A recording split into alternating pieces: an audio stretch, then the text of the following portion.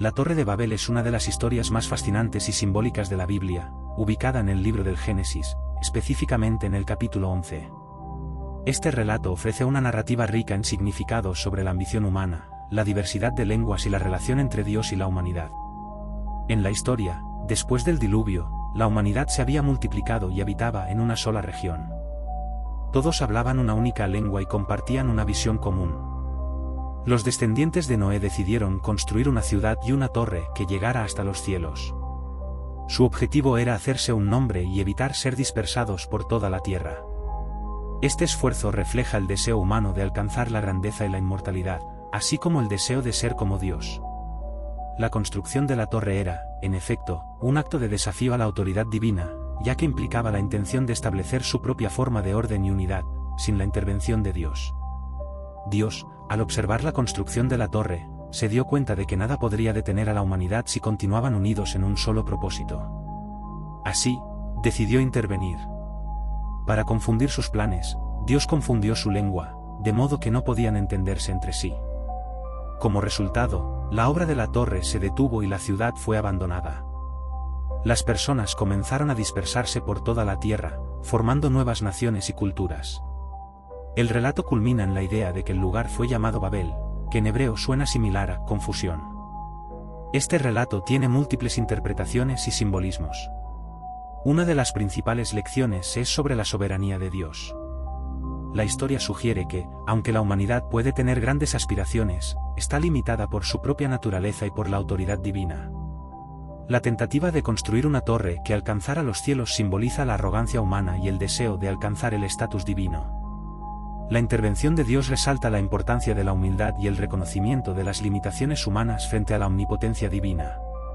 Además, la Torre de Babel ofrece una explicación teológica sobre la diversidad de lenguas y culturas en el mundo. La confusión de las lenguas es vista como el origen de la pluralidad lingüística y cultural de la humanidad. Esto sugiere que, aunque la humanidad esté dividida por el idioma y la cultura, todos provienen de un mismo origen y comparten una historia común. La dispersión de las naciones puede interpretarse como parte del plan divino para la humanidad, donde cada cultura tiene su propio propósito y significado en el gran esquema de las cosas. Desde un punto de vista moral y ético, la historia también se puede interpretar como una advertencia contra la arrogancia y el orgullo. La construcción de la torre es un símbolo de la ambición desmedida, donde las personas intentan alcanzar el estatus divino sin considerar las consecuencias de sus acciones. La historia nos recuerda que, a pesar de los logros humanos, es esencial mantener una actitud de humildad y respeto hacia Dios y su creación. En la cultura popular y el arte, la Torre de Babel ha sido un tema recurrente.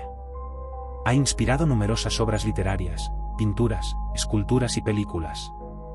La imagen de la torre, que se eleva hacia el cielo, ha sido utilizada para representar tanto la grandeza como la decadencia de la civilización humana. Este simbolismo se ha extendido a conceptos de progreso, innovación y los peligros de la hubris. A lo largo de la historia, la Torre de Babel también ha sido vista como una metáfora de la incomunicación y la dificultad de entendimiento entre diferentes culturas y grupos. La confusión de lenguas puede reflejar las divisiones actuales en el mundo, donde a menudo se malinterpretan o se desestiman las perspectivas de los demás. En un sentido contemporáneo, la historia puede inspirar reflexiones sobre la importancia de la comunicación y la búsqueda de un entendimiento mutuo en un mundo diverso. La narrativa de la Torre de Babel nos invita a considerar la relación entre la humanidad y lo divino. Nos desafía a reflexionar sobre nuestras propias ambiciones y deseos de grandeza, instándonos a reconocer nuestras limitaciones y a vivir con humildad.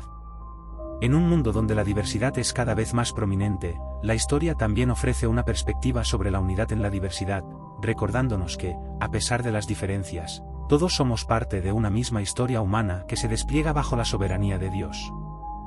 La columna de fuego es un símbolo poderoso y significativo en la narrativa bíblica, especialmente en el contexto del Éxodo y la travesía del pueblo de Israel por el desierto. Este fenómeno sobrenatural se describe en el libro del Éxodo, donde se revela que Dios guió a los israelitas a través de una columna de nube durante el día y una columna de fuego durante la noche. Esta guía divina fue crucial para la supervivencia y la dirección del pueblo durante su viaje hacia la tierra prometida. La historia comienza con la liberación de los israelitas de la esclavitud en Egipto, un evento fundamental en la tradición judía y cristiana. Después de las 10 plagas que llevaron a Faraón a permitir la salida de los hebreos, Moisés lideró a su pueblo hacia la libertad. En su camino, se encontraron con el Mar Rojo, donde Dios realizó un milagro, abriendo las aguas para que los israelitas pudieran cruzar a pie seco. Sin embargo, los egipcios, al darse cuenta de lo que estaba sucediendo, decidieron perseguir a los hebreos. En ese momento crítico, la columna de fuego se convirtió en una barrera protectora, separando a los israelitas de sus perseguidores. La columna de fuego no solo proporcionó protección, sino que también sirvió como una fuente de luz y calor en las noches frías del desierto. Durante el día, la columna de nube ofrecía sombra y alivio del sol abrasador, permitiendo que el pueblo continuara su viaje. La presencia constante de Dios a través de estos fenómenos naturales era un recordatorio visible de su guía y cuidado. La función de la columna de fuego va más allá de ser un simple fenómeno físico. Simboliza la presencia de Dios entre su pueblo y su compromiso de guiarlos. En el libro del Éxodo, se menciona que cuando la columna se movía, los israelitas seguían su rumbo. Cuando se detenía, el pueblo acampaba. Este patrón de movimiento y quietud representaba la obediencia de Israel a la dirección divina, enfatizando la importancia de la fe y la confianza en Dios en tiempos de incertidumbre. La columna de fuego también tiene resonancias teológicas profundas. Se considera un símbolo de la revelación de Dios y su poder en la historia de la salvación. Representa la luz divina que guía a los creyentes a través de la oscuridad de sus vidas, brindando claridad y propósito. Además, la idea de fuego en la Biblia a menudo está asociada con la purificación y la santidad. En el caso de la columna de fuego, se puede ver como una representación de la santidad de Dios y su deseo de que su pueblo sea santo. A lo largo de la historia bíblica, la imagen de la columna de fuego se ha utilizado en diferentes contextos, destacando la continua presencia de Dios en la vida de su pueblo. En el Nuevo Testamento, se hace eco de esta idea en el relato del Pentecostés, donde los discípulos de Jesús reciben el Espíritu Santo en forma de lenguas de fuego. Esta conexión entre la columna de fuego y la presencia del Espíritu Santo muestra cómo el fuego sigue siendo un símbolo del actuar de Dios en la historia de la humanidad. La columna de fuego también sirve como un recordatorio de la necesidad de seguir a Dios y confiar en su guía. En un mundo lleno de confusión y desafíos, los creyentes pueden mirar hacia esta imagen y recordar que Dios está presente, guiando y protegiendo a aquellos que se someten a su voluntad. La historia de la columna de fuego continúa resonando en la vida de muchos, inspirando una búsqueda constante de la dirección divina y el anhelo de caminar en la luz de su presencia. El libro de la vida es un concepto fundamental en las tradiciones bíblicas, especialmente en el contexto del cristianismo y el judaísmo. Este libro se menciona en varios pasajes de la Biblia y está asociado con el juicio final y la salvación de los creyentes. Se considera que el libro de la vida contiene los nombres de aquellos que han sido redimidos y que recibirán la vida eterna. En el Antiguo Testamento, el concepto del libro de la vida se presenta de manera más implícita. En el Salmo 69, David clama a Dios pidiendo que no se borre su nombre de este libro, lo que sugiere que hay una lista de personas que son justas ante los ojos de Dios. La idea de un registro divino de los justos también se puede encontrar en Éxodo 32, donde Moisés intercede por el pueblo de Israel después de haber pecado, y le pide a Dios que lo perdone, incluso si eso significara que su propio nombre fuera borrado del libro. En el Nuevo Testamento, el libro de la vida adquiere un significado más explícito. En el Evangelio de Lucas, Jesús menciona que los nombres de sus discípulos están escritos en el cielo. Esta afirmación resalta la importancia de la fe en Cristo y la relación personal con Él. El libro de la vida también se menciona en el Apocalipsis, donde se describe el juicio final.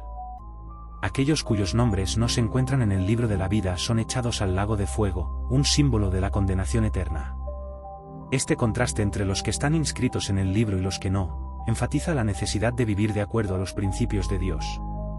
El libro de la vida se considera un símbolo de la gracia y la misericordia de Dios.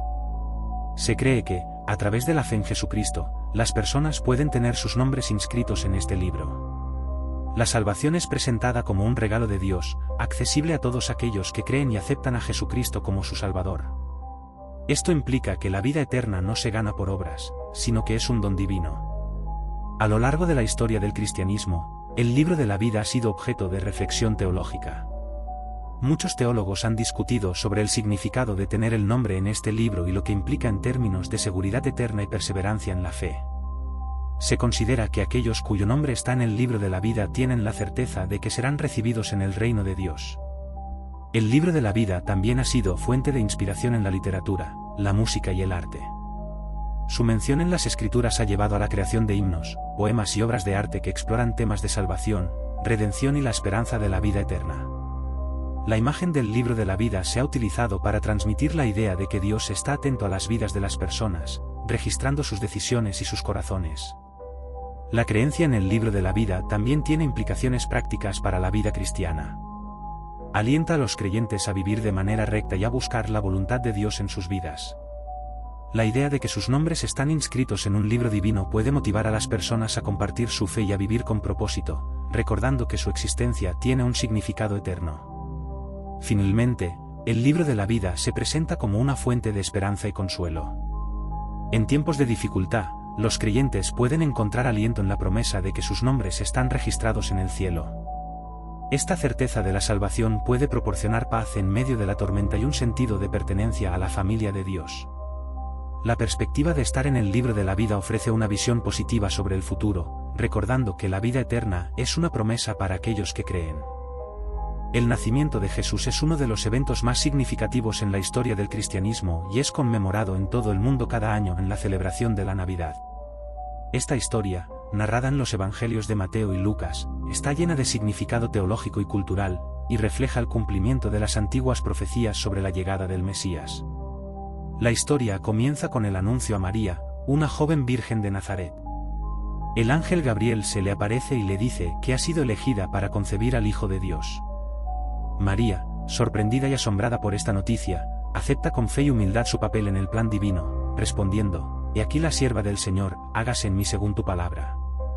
Este momento de entrega es crucial, ya que establece el tono de la vida de Jesús, marcada por la obediencia a la voluntad de Dios. A medida que se desarrolla la narración, el emperador romano César Augusto ordena un censo que requiere que cada persona se registre en su ciudad natal. Este decreto obliga a María y a su prometido José a viajar desde Nazaret a Belén, ya que José es de la línea de David. Este viaje, que probablemente fue arduo y agotador, tiene un propósito mayor: cumplir las profecías que indicaban que el Mesías nacería en Belén. Al llegar a Belén, María y José se encuentran con que no hay lugar para ellos en la posada. Este detalle es simbólico y significativo: el Salvador del mundo nace en la humildad y la sencillez, en un establo, rodeado de animales. María da a luz a Jesús, envuelto en pañales y acostado en un pesebre. Este entorno humilde refleja el mensaje central del cristianismo: la identificación de Dios con los pobres y marginados. El nacimiento de Jesús no pasa desapercibido. En los campos cercanos, pastores reciben la visita de un ángel que les trae la buena noticia de la llegada del Salvador. El ángel les indica que encontrarán al niño envuelto en pañales y acostado en un pesebre. Esta revelación es especialmente significativa, ya que los pastores eran considerados de bajo estatus social, lo que refuerza la idea de que el mensaje de salvación es accesible para todos, sin importar su condición. Movidos por la alegría, los pastores se apresuran a Belén y encuentran a Jesús, tal como el ángel les había dicho. Al verlo, glorifican a Dios y comparten la noticia del nacimiento con todos los que encuentran. Este acto de testimonio es el primer eco de la misión que Jesús tendría en su vida: llevar el mensaje de amor y salvación a toda la humanidad. En paralelo a la historia de los pastores, también se menciona la llegada de los magos de Oriente, quienes siguen una estrella que los guía hacia el lugar donde nació Jesús. Estos magos, que vienen de tierras lejanas, traen consigo regalos de oro, incienso y mirra, símbolos que representan la realeza, la divinidad y el sacrificio. Su visita no solo destaca la importancia de Jesús como Rey y Salvador, sino que también subraya la universalidad de su mensaje, que trasciende fronteras y culturas. El nacimiento de Jesús en Belén se convierte así en un punto de inflexión en la historia de la humanidad. Con su llegada, se da inicio a un nuevo capítulo de esperanza y redención. Jesús es reconocido no solo como el Hijo de Dios, sino como el Mesías prometido, quien viene a cumplir las promesas hechas a su pueblo. Su vida, desde este humilde comienzo, estará marcada por actos de amor, enseñanzas profundas y milagros, culminando en su sacrificio por la humanidad. A través de los siglos, el nacimiento de Jesús ha inspirado a millones de personas en todo el mundo. La celebración de la Navidad, con su énfasis en la paz, la alegría y la esperanza, refleja el impacto duradero de este evento. Las tradiciones que rodean la Navidad, desde la decoración del árbol hasta la entrega de regalos, buscan recordar el regalo más grande: el nacimiento del Salvador. Así, el nacimiento de Jesús en Belén es más que una historia, es un recordatorio del amor divino que se manifiesta en la humanidad. Es una invitación a todos a abrir sus corazones y recibir la luz que ilumina el camino hacia la salvación y la vida eterna. En la figura del niño en el pesebre, el mundo encuentra la promesa de un nuevo amanecer, un renacer que ofrece esperanza y redención a todos los que creen. Nínive es una de las ciudades más emblemáticas y significativas de la historia bíblica, mencionada en varios libros del Antiguo Testamento. Era la capital del Imperio Asirio y se considera una de las ciudades más antiguas del mundo. Nínive, ubicada a orillas del río Tigris, cerca de la actual Mosul en Irak, fue un importante centro cultural, político y comercial en la antigüedad. Su historia está llena de eventos que reflejan no solo su grandeza como ciudad, sino también su papel en las narrativas bíblicas, particularmente en el libro de Jonás. La historia de Nínive se vuelve prominente a través del relato del profeta Jonás. Dios le ordenó a Jonás ir a Nínive para proclamar un mensaje de arrepentimiento debido a la maldad y la violencia de sus habitantes. Sin embargo, Jonás, en un acto de desobediencia, intentó huir en dirección opuesta. Se embarcó en un barco, pero una tempestad desatada por Dios lo llevó a ser arrojado al mar, donde fue tragado por un gran pez. Tras 3 días y 3 noches en el vientre del pez, Jonás finalmente se arrepintió y fue liberado. Cuando Jonás llegó a Nínive, cumplió con la misión que Dios le había encomendado. Su mensaje fue claro y directo: dentro de 40 días, Nínive será destruida. Sorprendentemente, los habitantes de Nínive, desde el rey hasta el más humilde, escucharon la advertencia y se arrepintieron de sus malas acciones. Se vistieron de saco, ayunaron y clamaron a Dios. El rey mismo decretó que todos en la ciudad, humanos y animales, debían ayunar y vestirse de cilicio. Esta respuesta masiva al llamado de Jonás destaca la capacidad de los seres humanos para cambiar y la misericordia de Dios hacia aquellos que se arrepienten sinceramente. Dios, al ver su arrepentimiento, decidió no llevar a cabo la destrucción que había anunciado, lo que provocó la ira de Jonás. El profeta, decepcionado porque Nínive no fue destruida, se retiró a las afueras de la ciudad y se sentó bajo una planta que le daba sombra. Dios, en un acto de enseñanza, hizo que una oruga devorara la planta, dejándolo expuesto al sol. Cuando Jonás se lamentó por la pérdida de la planta, Dios le hizo reflexionar sobre su compasión hacia Nínive, una ciudad con más de 120.000 personas que no sabían distinguir entre su mano derecha y su mano izquierda. La lección que se desprende de esta historia es sobre la misericordia divina y el valor de cada ser humano, independientemente de su pasado. Además de la historia de Jonás, Nínive también aparece en otros contextos bíblicos. Es mencionada en los profetas, como Nahum, que predice la caída de la ciudad debido a su crueldad y opresión. La ciudad era conocida por su brutalidad en la guerra y por los abusos hacia los pueblos que conquistaba. Nahum describe la destrucción de Nínive como un acto de justicia divina, un cumplimiento de las promesas de Dios de hacer justicia ante la maldad. Históricamente, Nínive fue finalmente destruida en el año 612 a.C. por una coalición de los babilonios, medos y escitas. La caída de Nínive marcó el fin del imperio asirio, y su destrucción fue tan completa que, con el tiempo, se convirtió en un símbolo de la caída de grandes imperios y el cumplimiento de la justicia divina. La ciudad de Nínive, hoy en día, es un recordatorio de la importancia del arrepentimiento y la posibilidad de redención. Su historia se ha utilizado en diversas enseñanzas sobre la misericordia, la justicia y el poder del cambio. A través del relato de Jonás, se ilustra cómo incluso aquellos que están alejados de Dios pueden encontrar su camino de regreso mediante el arrepentimiento sincero y la fe. Nínive, por lo tanto, no es solo una ciudad histórica, sino un símbolo de esperanza y redención que resuena en las tradiciones religiosas hasta el día de hoy. La rebelión de Absalón es un episodio dramático en la historia del antiguo Israel que se narra en el segundo libro de Samuel en la Biblia. Esta historia se desarrolla durante el reinado del rey David, quien, a pesar de ser un rey aclamado y querido, enfrenta múltiples desafíos, tanto externos como internos, que amenazan su reino y su legado. Absalón era el tercer hijo de David, conocido por su belleza y carisma. Desde su infancia, Absalón mostró un fuerte sentido de orgullo y deseo de poder. La historia comienza en un contexto familiar complejo, marcado por tensiones y conflictos. Absalón había asesinado a su medio hermano Amnón en venganza por la violación de su hermana Tamar. Después de este crimen, Absalón fue exiliado, pero finalmente fue recibido de nuevo por David en Jerusalén. A pesar de esto, la relación entre padre e hijo nunca fue la misma, y Absalón comenzó a cultivar un resentimiento hacia David, alimentado por su ambición personal. Con el tiempo, Absalón empezó a ganar popularidad entre el pueblo de Israel. Se presentaba ante ellos con simpatía, escuchando sus quejas y ofreciendo soluciones, lo que lo convirtió en una figura carismática y atractiva. Con astucia y manipulación, Absalón comenzó a socavar la autoridad de su padre. Se estableció un sistema en el que se hacía ver como el verdadero protector del pueblo, creando una imagen pública de un líder más accesible y comprensivo que David. La estrategia de Absalón era clara: ganar el corazón del pueblo para así prepararse para un levantamiento. La situación culminó cuando Absalón decidió que era el momento de derrocar a su padre. Atraído por la ambición de convertirse en rey, Absalón reunió a un grupo de seguidores leales y declaró su intención de tomar el trono. Con el apoyo de muchos en Israel, Absalón se proclamó rey en Hebrón, una ciudad con una rica historia en la monarquía israelita, lo que le dio un símbolo de legitimidad.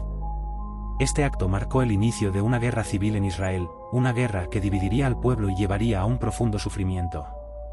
Cuando David se enteró de la rebelión de Absalón, se dio cuenta de la gravedad de la situación. A pesar de su dolor y traición, tomó la difícil decisión de abandonar Jerusalén junto con su corte, evitando así un conflicto armado en la ciudad. Esta acción fue un testimonio de su carácter y su deseo de proteger a su pueblo de la violencia. Mientras huía, David dejó a algunos sacerdotes y espías en Jerusalén para obtener información sobre los movimientos de Absalón y sus aliados. La rebelión de Absalón no solo fue una lucha de poder, sino que también reveló las fallas en la familia de David. La historia pone de relieve las consecuencias de las decisiones de David como padre y rey. La falta de disciplina en su hogar y la ausencia de un liderazgo fuerte llevaron a la desintegración de la unidad familiar. Absalón, en su búsqueda de venganza y poder, se convirtió en un reflejo de los errores de su padre. A medida que avanzaba la rebelión, Absalón se volvió más audaz. Se acercó a Jerusalén y tomó la ciudad, mientras David se retiraba a las montañas. Durante este tiempo, se produjo un enfrentamiento significativo entre los dos bandos. David organizó a sus leales, y mientras preparaban sus fuerzas, se dio cuenta de que debía enfrentar a su propio hijo. Aunque era su hijo, David sabía que debía luchar por el reino y su propia vida. Finalmente, la batalla entre las fuerzas de David y Absalón se llevó a cabo en el bosque de Efraín. Las tropas de David, a pesar de estar en desventaja numérica, lucharon con valentía y determinación. Absalón, que era un líder audaz, no se dio cuenta de los peligros que enfrentaba en el campo de batalla. Durante la contienda, su cabellera, que había sido motivo de orgullo, se enredó en las ramas de un árbol, dejándolo colgado y vulnerable. Esta imagen dramática simboliza la caída de un hombre que, a pesar de su atractivo y carisma, fue consumido por su propia ambición y orgullo. Uno de los soldados de David encontró a Absalón colgado en el árbol y, a pesar de las órdenes de David de no hacerle daño, lo mató. La noticia de la muerte de Absalón llegó rápidamente a David, quien, a pesar de haber sido su enemigo, se llenó de dolor. Gritó: «Oh, Absalón, hijo mío, hijo mío». Esta expresión de duelo destaca la complejidad de la relación entre padre e hijo y el dolor que causa la traición y la pérdida. La rebelión de Absalón es una historia de ambición, traición y la trágica realidad de los conflictos familiares. A través de este relato, se exploran temas de poder, responsabilidad y la profunda herencia de las decisiones tomadas en el pasado. David, como rey y padre, se enfrenta a las consecuencias de sus actos, y la historia de Absalón se convierte en un recordatorio de la fragilidad de la lealtad y el amor. En última instancia, este episodio deja una marca indeleble en la historia de Israel, reflejando las luchas eternas del corazón humano y la búsqueda de poder, redención y perdón.